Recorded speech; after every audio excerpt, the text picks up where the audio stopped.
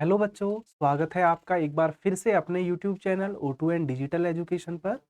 मैं संदीप नागर और आज हम शुरू करेंगे क्लास 12th का जो टॉपिक हमने लास्ट वीडियो में क्लियर किया था उससे आगे आज हम शुरू करते हैं। हमने लास्ट वीडियो में कूलाम का नियम पढ़ा था बच्चों। क्या पढ़ा था हमने? कूलाम का नियम। तो आज हम उससे आगे जो टॉपिक पढ़ेंगे, हमने कूलाम का नियम और कूलाम के नियम की जो इम्पोर्टेंस थी वेक्टर फॉर्म की, वो चीजें हमने लास्ट वीडियो में पढ़ी थी। आज हम पढ़ेंगे कि कूलाम के नियम की कुछ सीमाएं भी हैं क्या, कोई लिमिटेशंस हैं।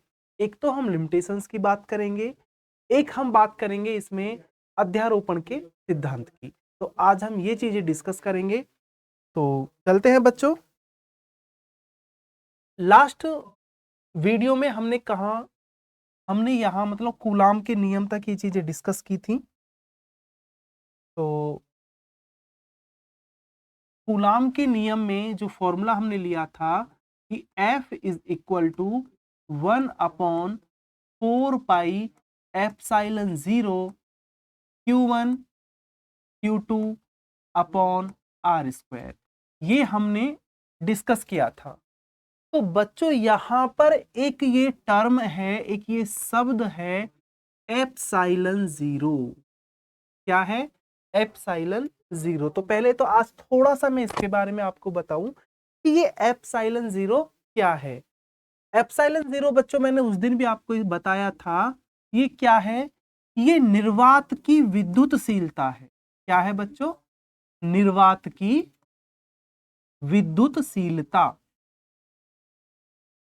निर्वात की विद्युतशीलता।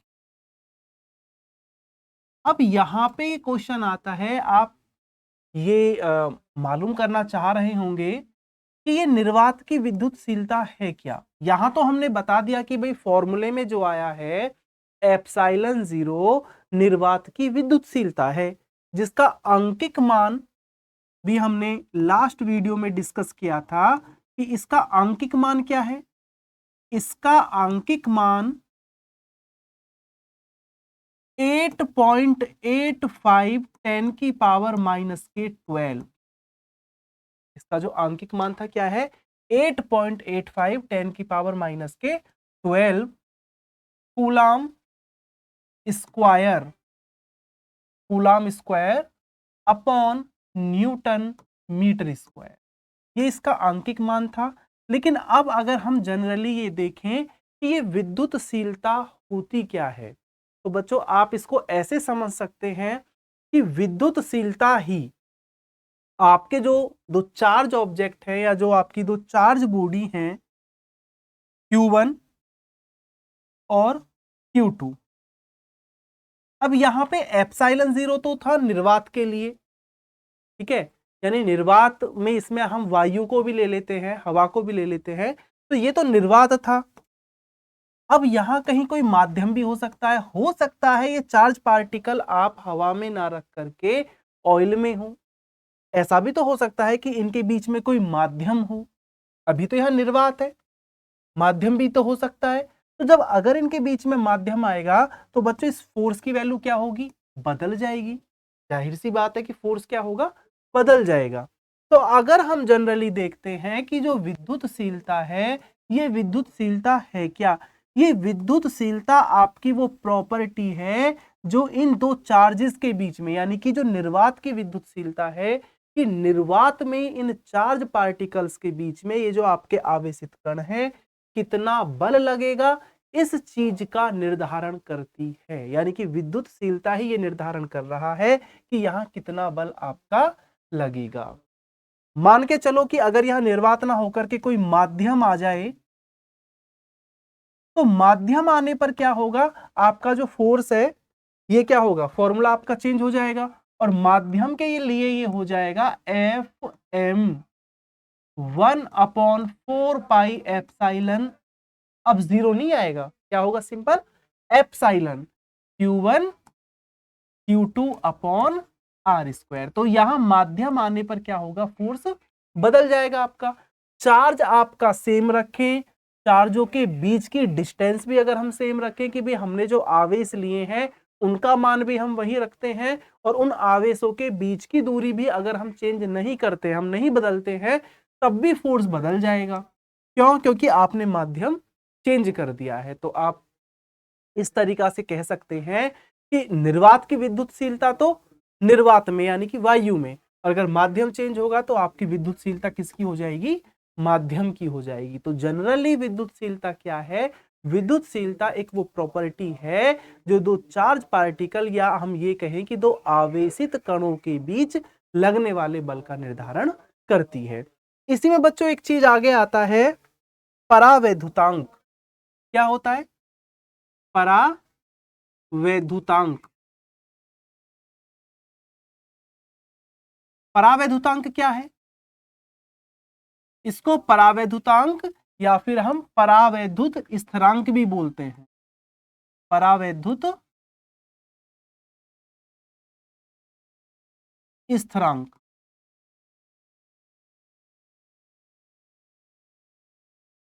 परावैद्युत स्थिरांक, परावैद्युतांक या फिर परावैद्युत स्थिरांक। अगर परावैद्युत की बात करें तो परावैद्युत आपके ऐसे पदार्थ होते हैं जिनके अंदर से आवेश का प्रवाह नहीं होता। जनरली आवेश का प्रवाह नहीं होता, लेकिन वो क्या होंगे? ध्रुवण के द्वारा आवेश को प्रवाहित करने के लिए अनुमति प्रदान कर देते हैं। यानी उनके अंदर से तो नहीं होगा, लेकिन आवेश का प्रवाह आगे तक पहुंच जाएगा।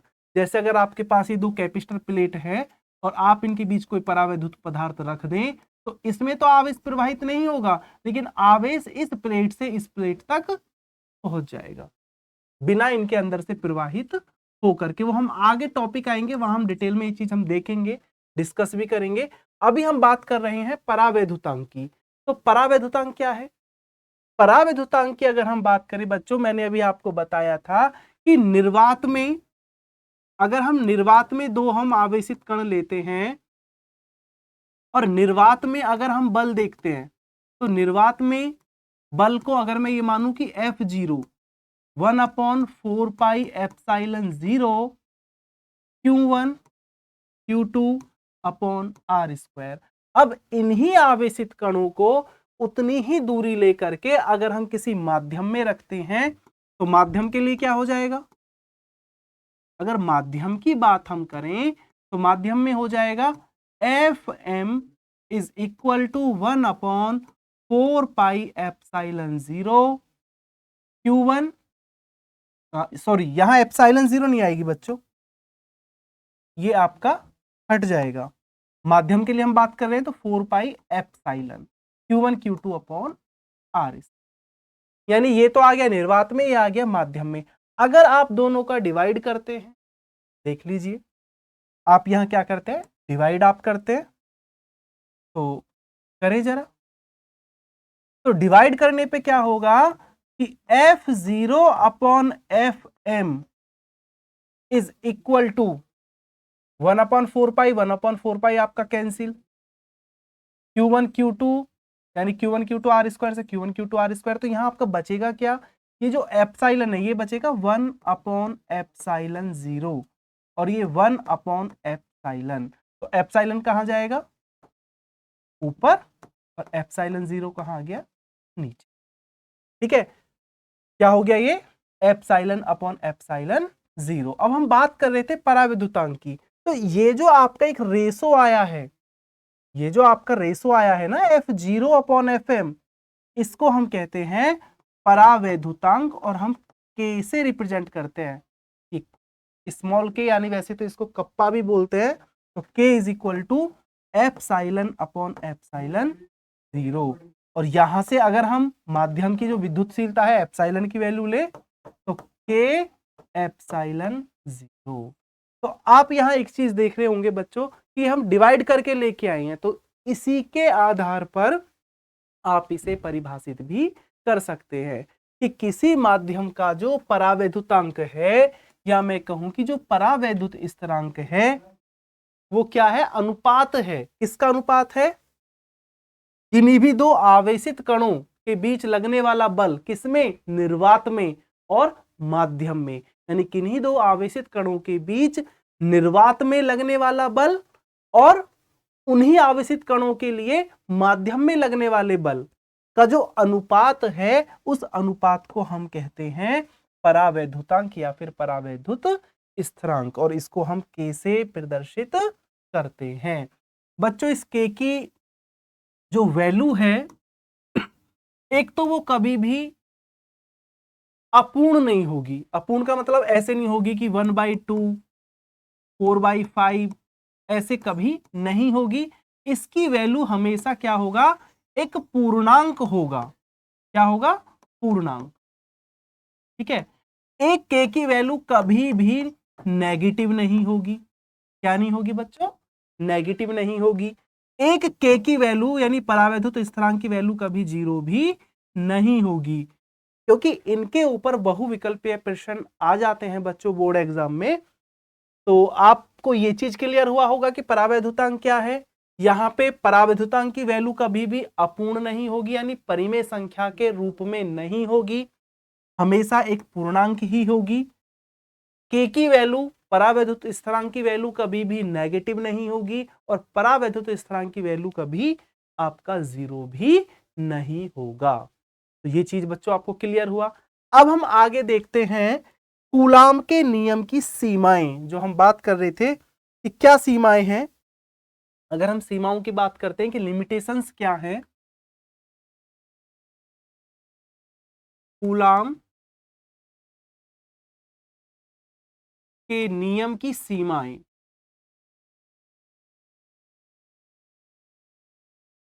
यानी कि इसकी लिमिटेशंस क्या हैं।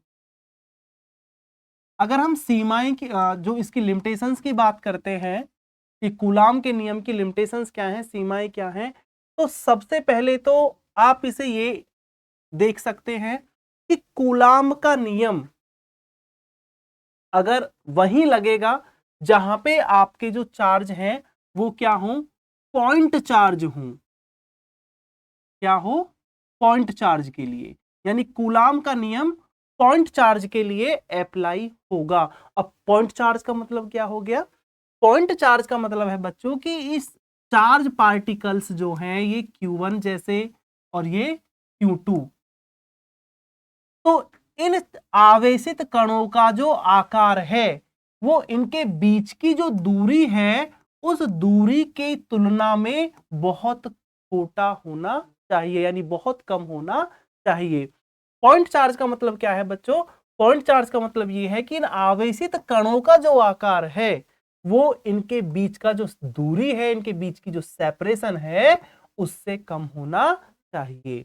दूसरा पॉइंट कि आवेशित कण, यानी आवेश किस में होने चाहिए, विराम में होने चाहिए।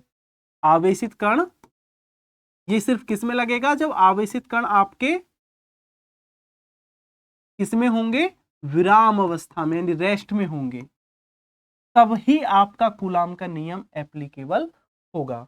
ठीक है, तीसरा क्या है, तीसरा ये कहता है कि जो बीच की सेपरेशन है, आवेशित कणों के बीच की जो दूरी है वो हमेशा ग्रेटर देन होनी चाहिए 10 की पावर माइनस के 15 मीटर से।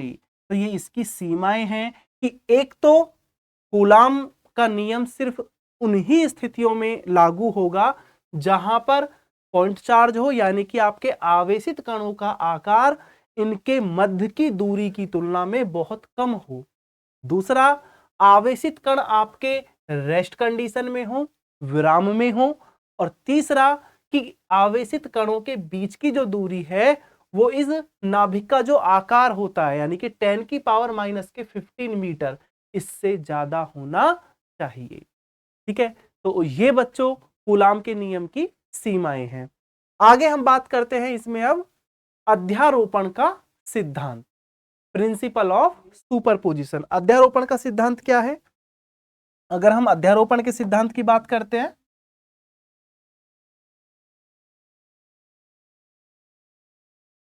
अध्यारोपण का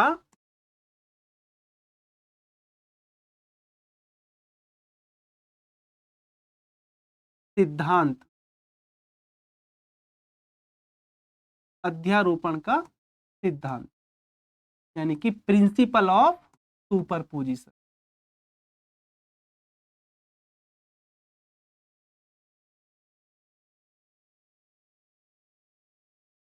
सुपरपोजिशन।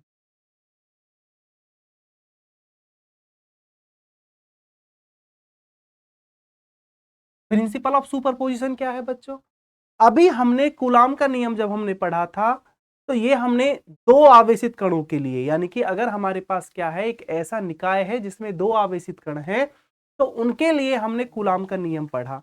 लेकिन अगर आवेशित कणों की संख्या ज्यादा हो, हमारे पास एक ऐसा निकाय हो जिसमें दो से ज्यादा आवेशित कण हो, तो वहां पर अगर हमें किसी एक पर्टिकुलर आवेशित कण पर बाकी के द्वारा अप्लाई किया गया फोर्स निकालना हो, तो वहां हम यूज करते हैं अध्यारोपण का सिद्धांत। यानी जहां पर आपको किसी एक पर्टिकुलर आवेशित कण पर रिजल्टेंट फोर्स यानी कि परिणामी बल आपको निकालना हो, वहां हम क्या यूज करेंगे? प्रिंसिपल ऑफ सुपरपोजिशन यानी कि अध्यारोपण का सिद्धांत। कैसे? अध्यारोपण का सिद्धांत ये कहता है कि किसी एक आवेशित कण पर, किसी निकाय में स्थित आवेशित कण पर जो लगने वाला परिणामी बल होता है वो बाकी सभी कणों द्वारा उस पर लगाए गए बल के वेक्टर योग के यानी सदिश योग के बराबर होता है। कैसे? हम इसको ऐसे समझेंगे कि हम यहाँ पे एक ऐसा सिस्टम लेके चल रहे हैं जहां पर हमारे पास तीन चार्ज पार्टिकल हैं, तीन आवेशित कण हैं। कुछ इस तरीका से ये एक्स वाई डायमेंशन में हम ये लेके चलें कि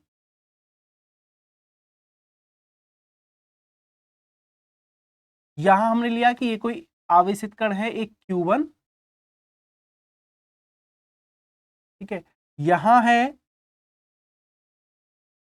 Q2 आवेश, ये हम ओरिजिन से लेकर चल रहे हैं O, और यहां अगर हम लें कोई भी एक Q3 चार्ज, इस Q1 चार्ज की ओरिजिन से जो डिस्टेंस है वो है R1 वेक्टर, O से R2 की, इसकी Q2 आवेश की डिस्टेंस हम लेके चल रहे हैं R2 वेक्टर, और ये हम लेके चल रहे हैं R3 वेक्टर। तो अब अगर हम इस चार्ज Q1 पर हम एक रिजल्टेंट फोर्स निकालना चाह रहे हैं, परिणामी बल निकालना चाह रहे हैं F1 वेक्टर, तो हम इसे कैसे करेंगे अध्यारोपण के सिद्धांत से? भाई ये जो Q1 है इस पर एक तो फोर्स लगेगा Q2 के द्वारा,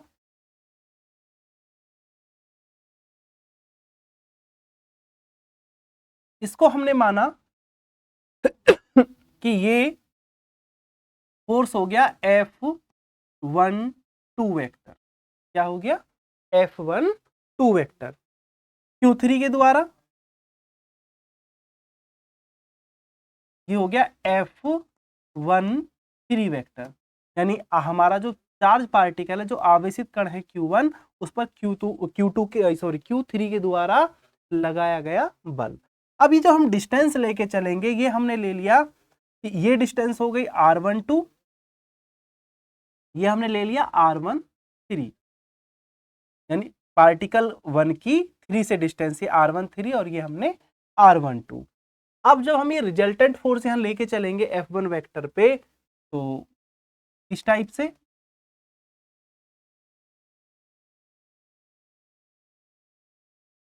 F1 vector is equal to ये दो पार्टिकल्स के बीच अप्लाई होने वाला फोर्स, यानी कि 1/4πε0 Q1 Q2 अपॉन बीच की डिस्टेंस क्या है R12 square into R12। Distance क्या लेंगे हम इसके? अगर हम डायरेक्शन लेंगे 2 से 1 की तरफ, तो आप इसको क्या लिख सकते हो? आप इसे R21 कैफ भी लिख सकते हैं, क्योंकि डायरेक्शन कहां से आ रही है? 2 से 1 की तरफ, प्लस क्योंकि चार्ज Q1 पे 3 के द्वारा भी फोर्स अप्लाई हो रहा है, तो 1/4πε0 Q1 Q3 अपॉन R13 का स्क्वायर इंटू R31 कैफ। तो ये आ गया जी हमारा परिणामी बल, प्रिंसिपल ऑफ सुपरपोजिशन से। अब यहां पे अगर ऐसे n पार्टिकल हो, यहां तो अभी क्या थे, 3 ही थे, लेकिन अगर और भी काफी सारे हों तब क्या होगा, तब इसी में वो चीजें क्या होंगी, अगर हम n लेके चलेंगे तो इसी के आगे वो क्या होगा, प्लस हो जाएगा।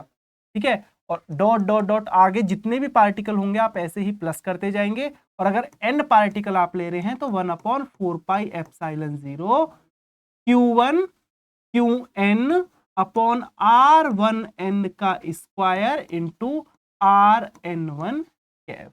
क्योंकि ये तो हमने 2 के लिए लिया था तो 2 के लिए तो यही खत्म हो गया बच्चों, लेकिन अगर हम टोटल 3 आवेशित कण ले रहे थे और उसमें से एक आवेशित कण पर बाकी 2 से हमने निकाल लिया, लेकिन अब अगर आवेशित कणों की संख्या 3 से भी ज्यादा हो, 4 हो, 5 हो, या फिर हम n लेकर के चले कि n आवेशित कण हैं, तो उसमें ऐसे ही आगे क्या होगा, बढ़ता चला जाएगा, प्लस करके एज सो ऑन आगे डॉट डॉट डॉट, और ये आपका n के लिए आ जाएगा। अब अगर आप इसे समेशन फॉर्म में लिखना चाहते हैं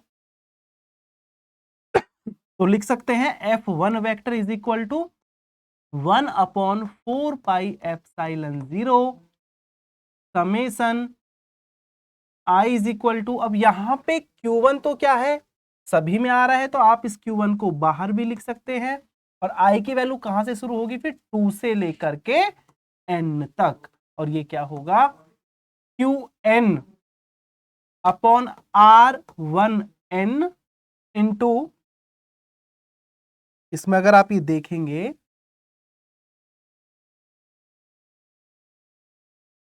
Qn अपॉन क्या आएगा भाई I की, क्योंकि हम इसको n की वैल्यू को हम I के टर्म में लेंगे तो फिर ये Qn ना लिख के इसे भी हम I की टर्म में ही लिख लेंगे, क्योंकि I की वैल्यू कहां से शुरू हो रही है, फिर 2 से, तो फिर ये हो जाएगा Qi upon R1i into RI1 cap, ये आ गया जी, ये हमारा n पार्टिकल्स के लिए आ गया। तो ये अध्यारोपण के सिद्धांत से हमने क्या काम किया, एक रिजल्टेंट हमने फोर्स निकाल लिया, परिणामी बल हमने निकाल लिया है एक किसी आवेशित कण पर बाकी के द्वारा। तो उम्मीद करता हूं बच्चों कि ये आपको समझ में आया होगा अध्यारोपण का सिद्धांत, यही हमारा प्रिंसिपल ऑफ सुपरपोजिशन, इसके आधार पर बच्चों आंकिक प्रश्न पूछे जाते हैं बोर्ड परीक्षा में। ठीक है, तो वो आंकिक प्रश्न हमें इसके माध्यम से, मतलब इसी की हेल्प से हमको करना है। तो इसके आगे जो टॉपिक है हमारा, फिर है हमारा वैद्युत क्षेत्र, जो कि हम अपनी नेक्स्ट वीडियो में कंटिन्यू करेंगे। तो नेक्स्ट वीडियो में हम अपना जो नेक्स्ट टॉपिक है वैद्युत क्षेत्र उसको कंप्लीट करेंगे। आज आप इतना ही रखें। इनसे रिलेटेड जो आंकिक प्रश्न हैं उनको हम बच्चों ऐसा करेंगे कि पहले हम पूरा चैप्टर का थ्योरेटिकल पार्ट, यानी कि जो डेरिवेशन है और जो डेफिनेशंस वगैरह हैं, ये चीजें हम क्लियर कर लेंगे, और फिर लास्ट में हम एक साथ इन पूरे चैप्टर के आंकिक प्रश्न कंप्लीट कर लेंगे। तो मिलते हैं बच्चों अपनी नेक्स्ट वीडियो में, तब तक के लिए धन्यवाद।